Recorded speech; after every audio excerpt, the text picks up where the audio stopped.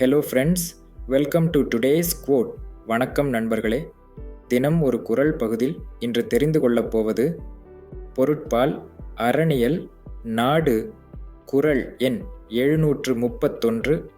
தள்ளா விளையுளும் தக்காரும் தாழ்விலாச் செல்வரும் சேர்வது நாடு. பொருள்: நலிமையற்ற விளைச்சலும் செயலாற்றல் மிக்க குடிகளும் சிறப்புடைய செல்வங்களும் குவிந்துள்ளதே சிறந்த நாடாகும்.